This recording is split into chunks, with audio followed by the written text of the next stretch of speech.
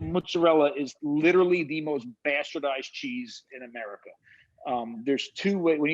When you start with milk, it starts at a pH of about 5.8, depending. Okay. And when you ferment it, part of it, if you're making what we call a pasta filata cheese, like mozzarella or provolone or a whole host of the stretch curd cheeses, what we have to do is we have to ferment that milk down to a pH. It starts at 6.8, almost neutral, which 7 is neutral. It starts at about 6.8, and it gets down to right around 5.2, a pH of 5.2. If you heat it up, you can stretch it and make the mozzarella or provolone or whatever. And we reach that pH by allowing that fermentation to eat the lactose and produce lactic acid. And the more lactic acid is produced, the more acidic it becomes, and the pH continues to drop. Well, that process takes, it depends, but about 8 to 10 hours, depending. Right. And during that time, a whole host of chemical and physical processes are taking place that's transforming that milk into something different, that's safer and more nutritious for our bodies. And it just so happens tastes better and has a really cool texture. But the other way to do it, which is what's often done in a lot of the modern mozzarella, is instead of allowing that fermentation to take place for 8 to 10 hours, they add something acidic. They add vinegar or citric acid or lactic acid, and it happens in an instant. What takes 10 hours can happen in seconds. So an artificial catalyst of some sort. Yeah.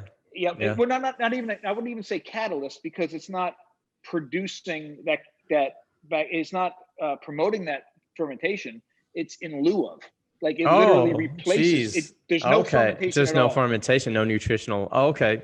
I get it then. It's just, and most importantly, if you're lactose intolerant, you might as well drink that milk as opposed to having it in cheese. There's no change in the lactose content, right? Because nothing's been eaten by the bacteria. The fermentation process didn't happen. Wow.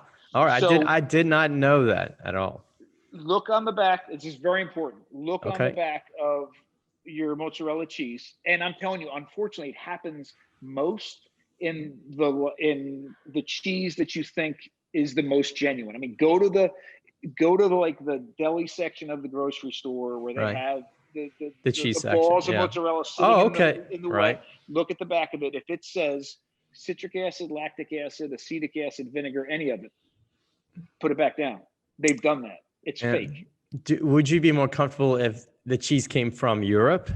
Is there a higher chance of that being more naturally processed, like the fermentation process, or are they playing the same gimmick over there? It both.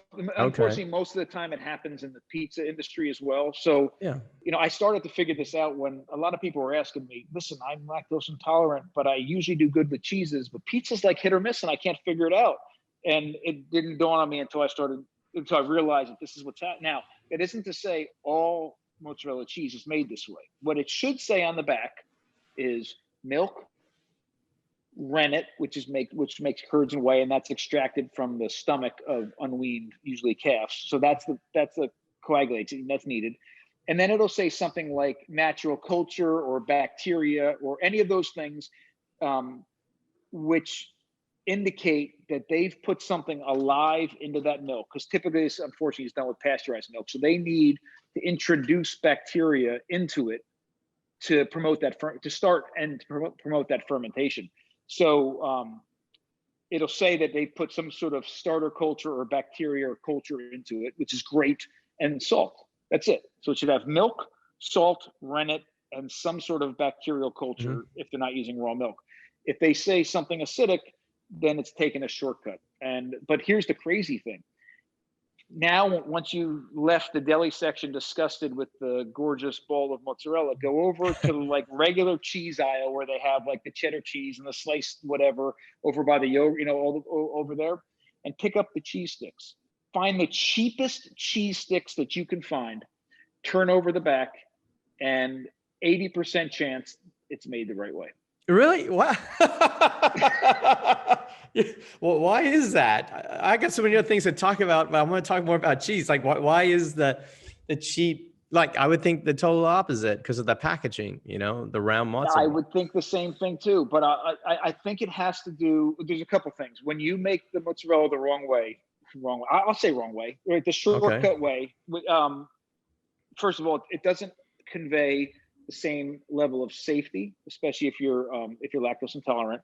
The same level of nutrition, the same flavor, the same texture, and just as importantly, it doesn't convey the same connection to a traditional food that it should. Like, all those things are problematic. It also doesn't produce a final product that has the same shelf life.